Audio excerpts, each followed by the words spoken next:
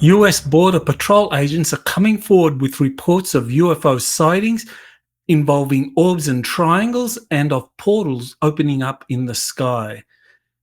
Colonel Carl Nell begins his sole paper with the repeated official lie about UFOs that their origins are still unknown.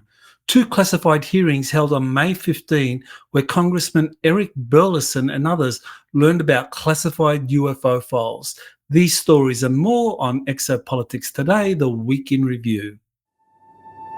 You're listening to Exopolitics Today with Dr. Michael Salla, your source for the uncensored truth regarding the human, extraterrestrial, global, and political agenda. Click the like button and subscribe to this channel. And now, here's Dr. Michael Salla. Welcome to the May 17 edition of Exopolitics Today, the Week in Review. This week was a bit of a slow week. Not too much happened. Congress did schedule a hearing, but that was postponed. So the news cycle has been focused on other more geopolitical events, but still a few stories that I will cover. So one story was US Border Patrol agents are coming forward. This is a new whistleblower who came forward and said that hundreds of Customs and Border Protection officials have been seeing UFOs, including orbs and triangle-shaped craft, at the southern border, including portals opening up in the sky. So here's a short clip that I will play for you now.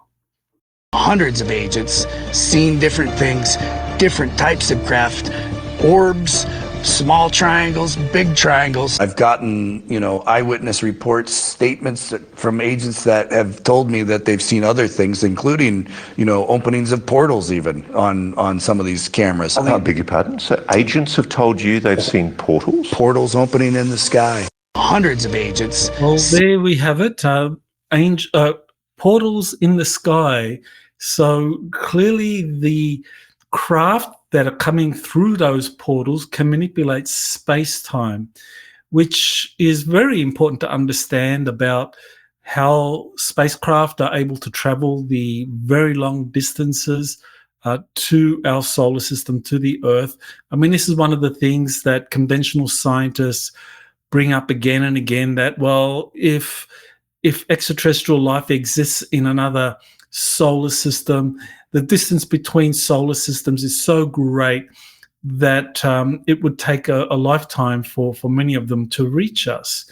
Well, of course, many of these extraterrestrial civilizations that people have been reporting, interacting with, whether it's through contacts, abductions, that these extraterrestrials use technology, propulsion technology, that can bend space-time so that they can kind of like more or less pop into our reality at any time. So this is where I think the portals opening up in the sky is very significant. And of course, triangles, well, we know that there have been many reports of flying triangles. The TR-3B is the kind of ubiquitous flying triangle that many have seen dating back to 1988. So it's no surprise that US border agents are seeing a lot of these flying triangles in the border area. And I would assume that there is a base or multiple bases near the border with Mexico. All right, so here is a story from Mind's Eye Realized. So here I want to read a little bit about what Mind's Eye Realized said, which I thought was very important for people to kind of appreciate how difficult it is to disseminate some of the truths that are uncovered in UFO research. So the reptilian lust for adrenochrome.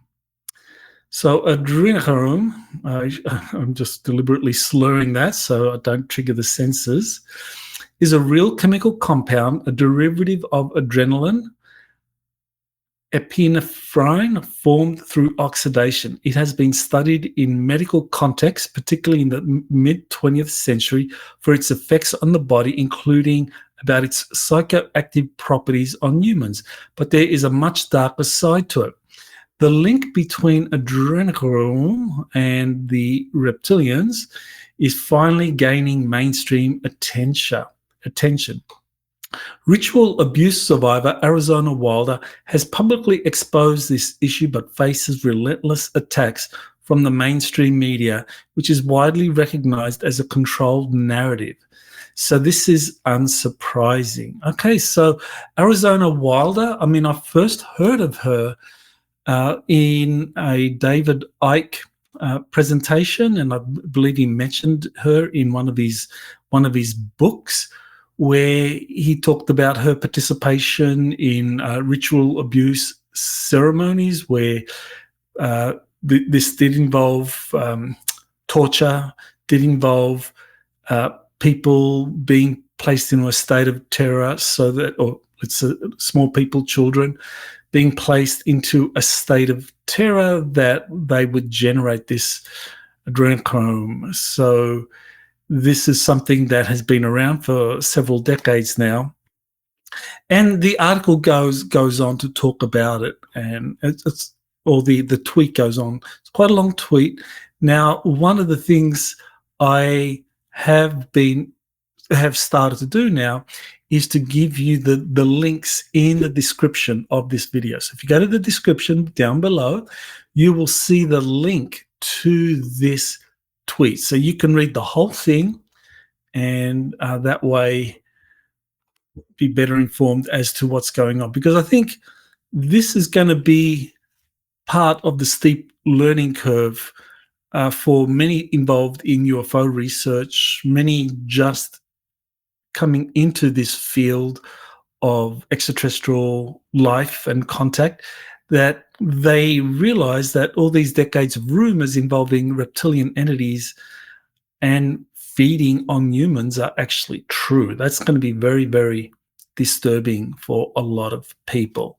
But I think that the literature that is out there, the work of many researchers, Alex Collier, David Icke, point to this being a very real phenomenon going back really millennia. But we know from at least the 1990s that this has been happening. Okay, here's an interview I did with Jerry Wills, who truly is a phenomenal remote healer. In this interview, he talked about his psychic healing abilities, how that began during his youth, but when he began to heal people using psychic abilities in a kind of like rural area, I think it was Kentucky, Kentucky or Oklahoma, I always get confused between those two, that he said that people started to look at him like he was weird. So he decided that it was better for him to not do any more psychic healing while he was in his youth. And it was later on that he started to do it again, and he got to be kind of famous, or let's just say that he got a bit of attention from some of the major news works like Fox News that did some specials on his psychic healing. And in this story, he describes his psychic healing, how he is able to see inside the human body and actually go within it, psychically project himself into it. Or, well, he sees himself manipulating the organs of the body. If there's something wrong with a person, some organs out of place, there's an illness or something, he can see it and he can manipulate it, whether he is physically present with the person, where he can see inside the body and he can, I don't believe he actually has to touch. He just will be able to project his energy into the body to heal that person. And I can say that I feel that Jerry has healed me, or at the very least mitigated the seriousness of the illness that I had, because he did do some remote healing on me while I was in the hospital and also afterwards. But I did experience some remarkable remissions in the hospital. And when I spoke to Jerry while I was still laid up in the hospital, he talked about what he had done, like removing a kind of cyst, a poisonous cyst that had attached itself. I don't want to be too more specific, but he was able to remove that, and that was very surprising and confirmed by the doctors, by the medical doctors, because they said the cyst was gone. And they were really surprised at that, because they were saying, oh, well, if this bursts, I mean, you can suffer a heart attack and that sort of thing, but it was gone. And Jerry said, oh, yeah, I saw that, and I just took it, I just took it out.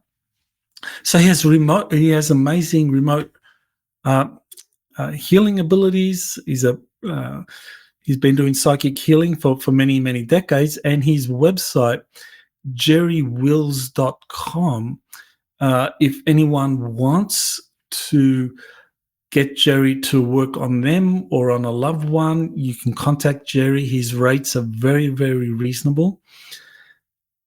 And another thing that he discussed in his interview with me, something we hadn't really discussed before.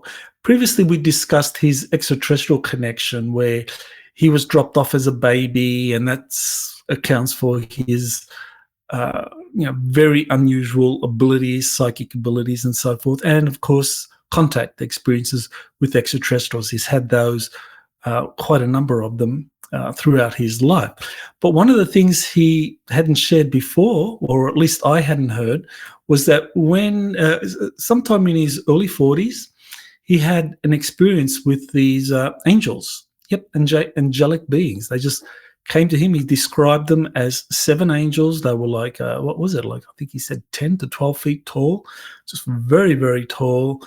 And that they said that, he was facing a fork in the road, that he could begin a very new path, that a new path could open up to him if he chose it, or he could continue doing the things that he had been doing, which he hadn't found so satisfying. So of course he chose the new path that was opening up for him, and that's why he's doing a lot of the things that he's doing now, which he actually said was more in alignment with his true soul purpose, why he came to Earth.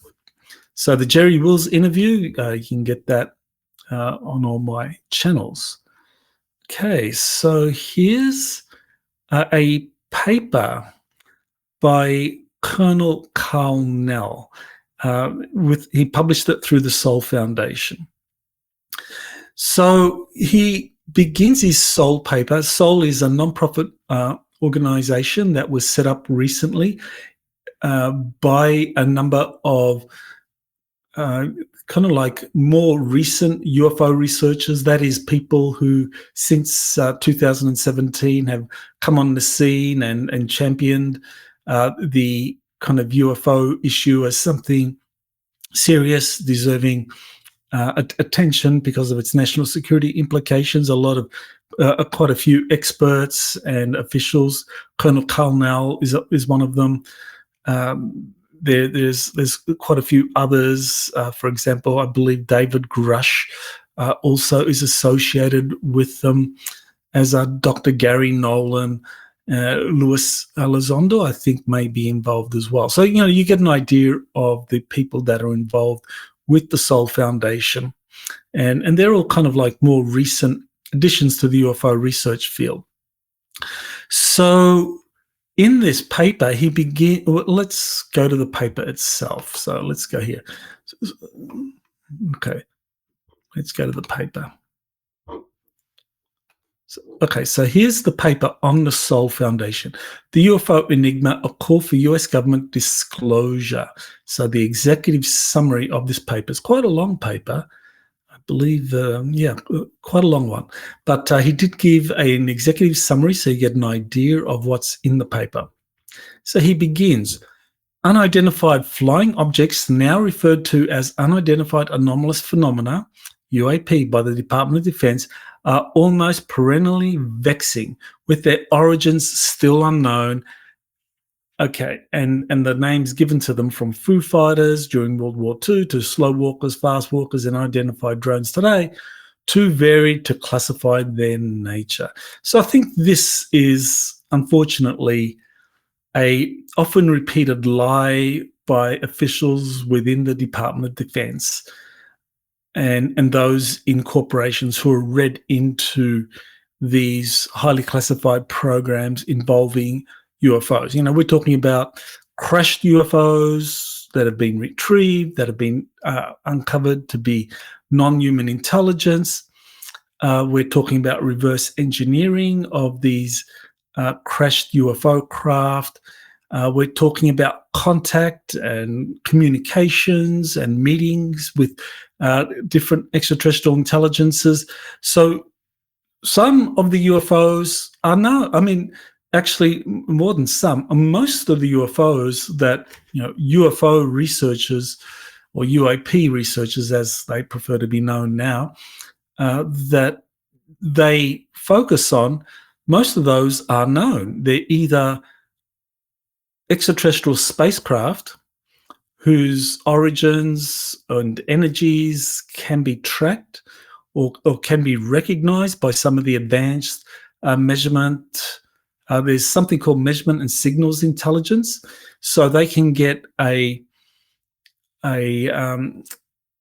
accurate idea of any object flying in the sky anywhere on Earth using satellites and other forms of radar that are part of this measurement and signals intelligence movement, where they can, with pinpoint accuracy, identify where a UFO has appeared. You know, which is why so many contactees, people who have been contacted by extraterrestrials, after the extraterrestrials have left, suddenly get visited by men in black, because they're able to identify where the craft have landed or where the craft have operated, and that these are genuine extraterrestrial craft as opposed to, you know, some natural anomaly that's been misidentified. So, yeah, many UFOs are known to be extraterrestrial craft or reverse engineered spacecraft belonging to corporations, belonging to any military service. And I think that the US is the most advanced in terms of developing these reverse engineered spacecraft based on recovered extraterrestrial technologies. Russia is historically has not been all that far behind, but they have been behind. And China is playing catch up. It's a kind of new kid on the block when it comes to this, and the US is doing everything it can to slow the pace of China coming up to speed with all this technology, because it's known that if China achieves parity with the US because of its very large population base and industrial manufacturing abilities, it has the potential to outgrow or become significantly larger than the United States. So, you know, I think that this is unfortunate that researchers such as Colonel Mel just kind of buy into that lie that we don't know what UFOs are. I mean, that's nonsense for anyone who's kind of done a deep dive into the phenomenon. And I think it unfortunately does an injustice to those wanting to get to the truth of the UFO phenomenon, because if you've got a lot of people out there that, you know, go by this idea that, well, we still don't know what they are, or the Department of Defense and Congress doesn't know what they are, then you're going to be satisfied with some superficial explanation for what they are. And I think we need to do more. Next, he goes on in his paper, which is really the thrust of his paper, which is that the Unidentified Anomalous Phenomena Disclosure Act, which was submitted in 2023, and just kind of like this was submitted by Senators Mike Rounds and Senator Chuck Schumer in 2023. It didn't get anywhere. In 2024, a gutted version was passed, so that essentially what they did was they established a national archive for UFO reports from different entities. So, a small progress, a small step forward, because now, you don't have to go to the National Reconnaissance Office, the US Air Force, go to the National Geospatial Agency, go to the US Navy, applying to each of these entities, the FBI and so forth, for, what UFO files do you have? Now they've created a central archive with an archivist looking after all the UFO files from all of the agencies that are covered by the National Defense Authorization Act of 2024. Of course, the intelligence community, here we're talking about the CIA, they are excluded. Now, so this is a third attempt at getting the full UAP Disclosure Act passed. So this is where Colonel Carnell identifies his major objective. This paper seeks to definitely articulate the rationale for its reintroduction for a third and final time in 2025, and more importantly, the establishment through its passage or by executive order of its most crucial provisions, a publicly accountable UFO group and eminent domain over technologies of unknown, aka non-human origin.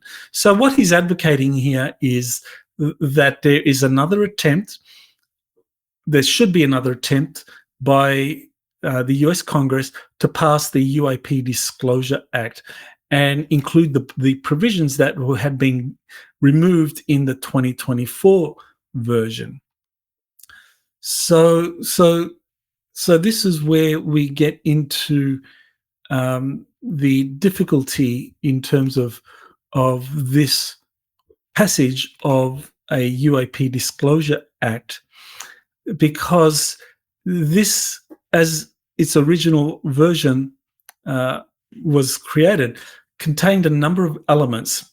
One was the independent review board and the need for eminent domain to get to the truth about UFOs. So what I write in my tweet is that his paper focuses on the utility of an independent review board and the need for eminent domain to get to the truth about UFOs.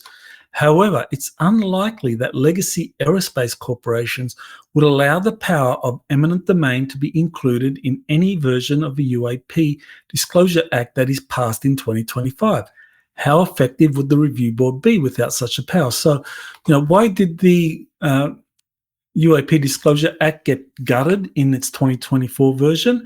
When you look at the people that spoke against it and led to its that led to removal of key provisions such as the creation of this independent review board with the power of subpoena and the power of eminent domain, the people that did that, they were leaders in the House of Representatives. I think it was Congressman Mike Turner and another congressman who were, let's just say, major beneficiaries of the legacy aerospace corporations. So essentially they were acting on behalf of corporations to shoot down any provisions in the UAP Disclosure Act that would threaten the aerospace corporation.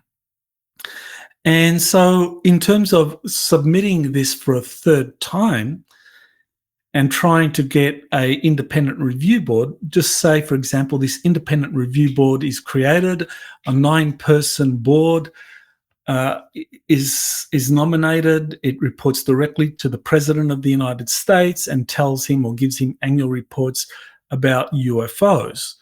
So this would be an improvement on the current situation where you have the All Domain Anomaly Resolution Office giving annual reports to the US Congress, and those that have been following AARO reports understand that this has really been a gatekeeper, that it has not lived up to its promise of being a gateway for whistleblowers to come forward and for their testimonies and that kind of verbal evidence to be disseminated to the general public.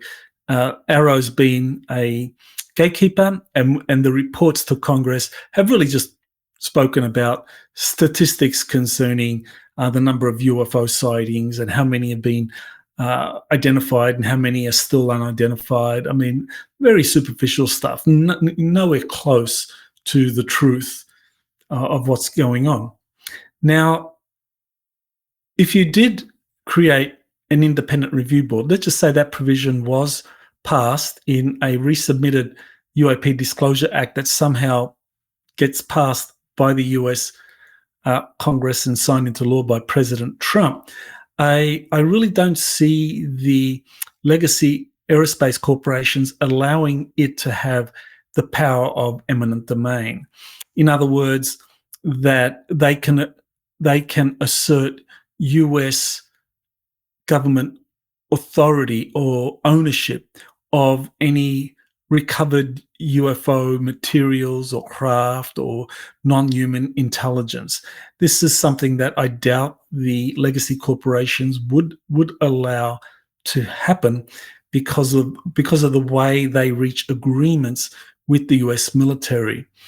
There is a form of an agreement where corporations, when they receive UFO materials from the US military, that an agreement that is reached is one where the corporation actually gets ownership of that material because of the research it does on that. So this is something that Dr. Hal Puthoff explained, and I can't remember the exact terms. Something to do with a private agreement. I can't remember the precise term. I have spoken about it in the past. So there's some kind of private agreement reached between a corporation, legacy corporation, and the military that has the UFO or let's say the extraterrestrial material. They give it to the corporation because they need the help of the corporation in understanding how that material operates and reverse engineering it, and the corporation signs this kind of proprietary agreement with the US military, whereby because they do the original research on this recovered material or the biological specimens, that they get to own it. So eminent domain would be something that would crash headlong into that. So given the power of aerospace corporations, I really can't see the UAP Disclosure Act being passed in a way that incorporates eminent domain. Okay, so there was a Galactic Spiritual Informers Connection Conference on May 10 and 11 in England. Unfortunately, I could not physically attend because of my ongoing recovery from some pretty serious illnesses and getting onto a airplane that would fly to England. That's essentially a pressure cooker for all of these different microbes. That really wasn't something I was ready to do. But this sky watching event had up to 2,000 people viewing it. The event was led by JP, who those of you that have been observing my work know very well, is a retired US Army serviceman that I've been working with since 2008. And so he was able to call in the ships, and Elena Danan created an excellent compilation of videos and a summary of the UFO skywatching event. So you can see some of the videos here. I don't quite know which one would be the best to show, but you can see quite a lot of videos. I mean, some people have been saying that, if there was really UFOs there, here's a pretty impressive close up of what was seen. I mean, these are clearly not airplanes. They're not birds flying in formation. I mean, and according to JP and Elena, these are craft that are either extraterrestrial in origin or belonging to the secret space program. So yeah, just a lot of videos. So there you have it. I mean, there's a lot of it. Oh, here we have another one that I think is very, very interesting. Clearly a triangle Earth-made military craft. So yeah, thanks to Elena Danan. I mean, you have all the evidence here showing that at Eastbourne, England, that there was a sky watching event where you did have genuine UFOs of extraterrestrial origin or government origin passing in the sky. So that was very helpful, very significant.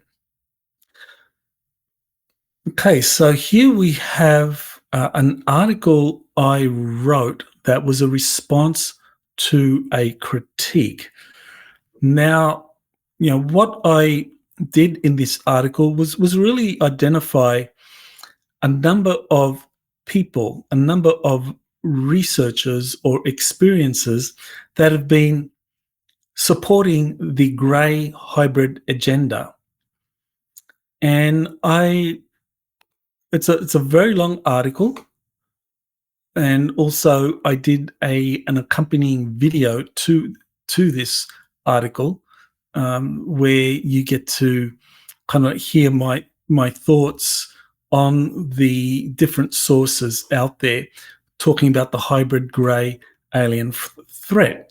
So I think this is something that potentially could open the door to these grey extraterrestrials. Now, not all grey extraterrestrials are negative. Some of them are positive. Different sources refer to those.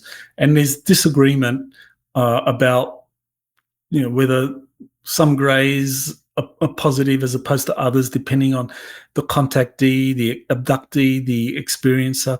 So I don't want to get into that here, but I do want to acknowledge that there is this possibility of humanity being assimilated. Now, one of the people proposing this hybrid agenda is the channel Daryl Anker, and he has been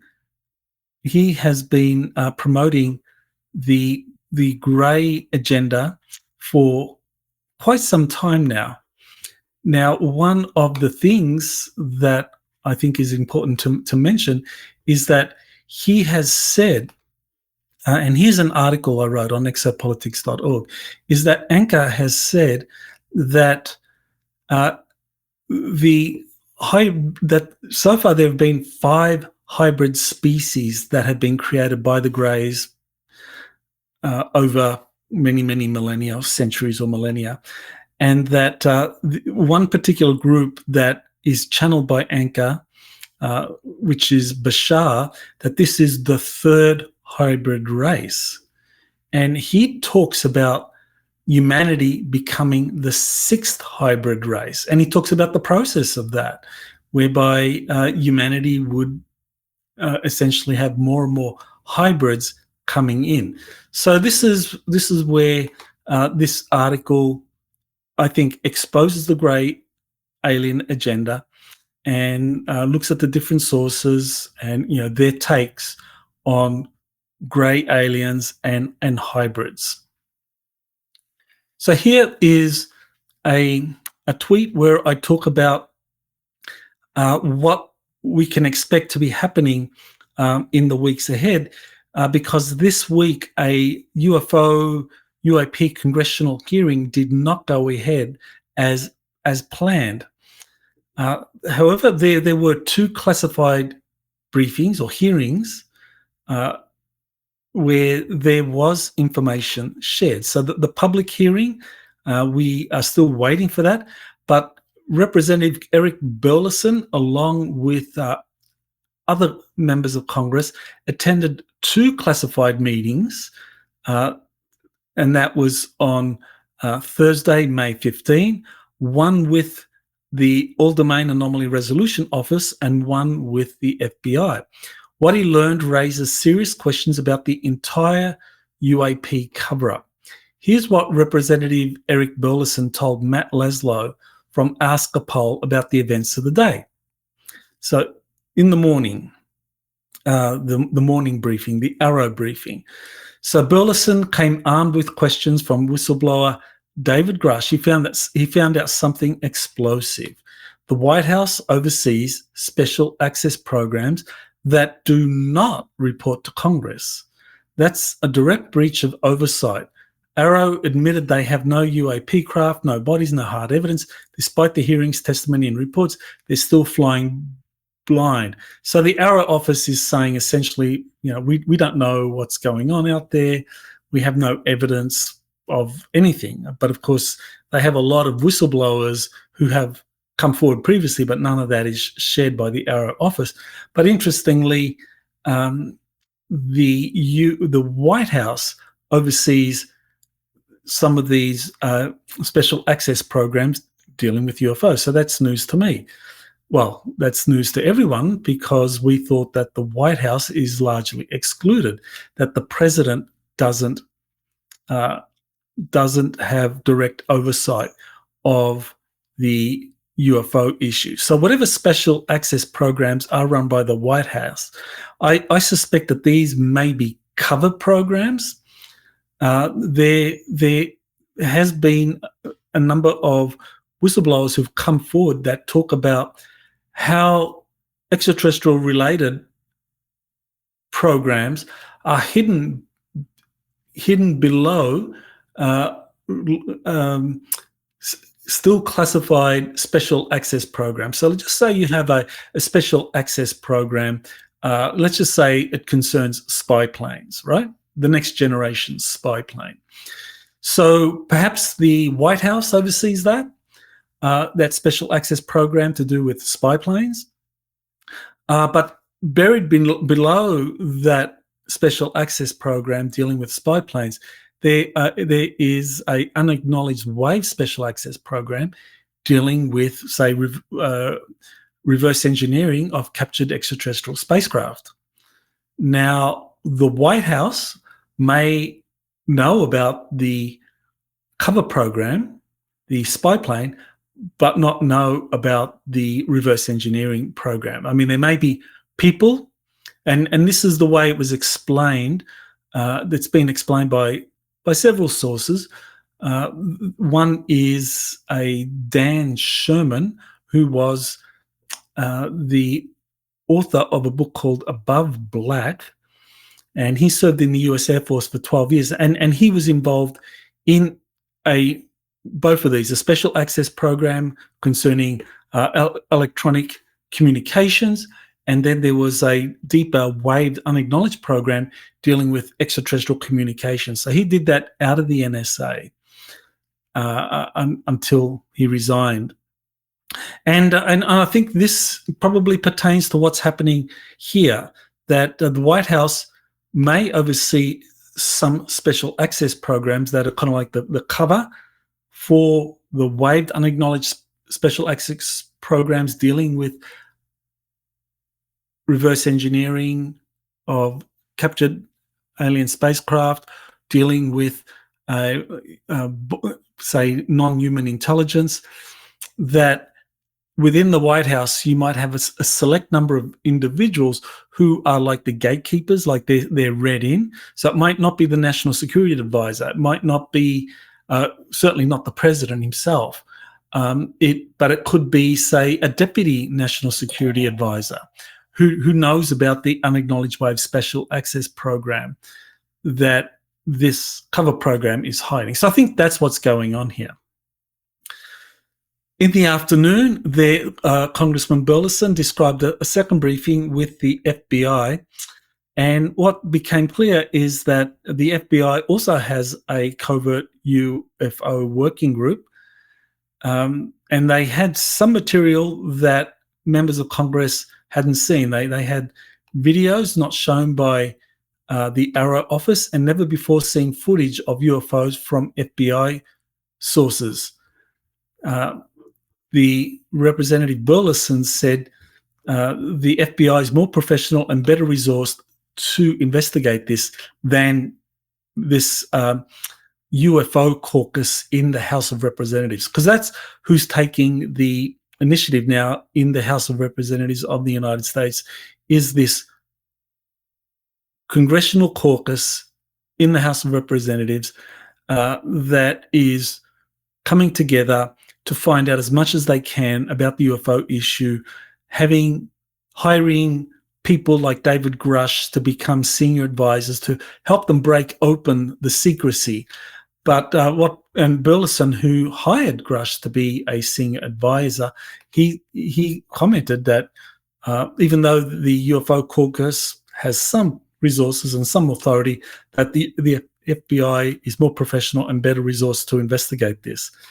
But here's the twist: that the FBI doesn't. That the FBI itself is cut out of the loop.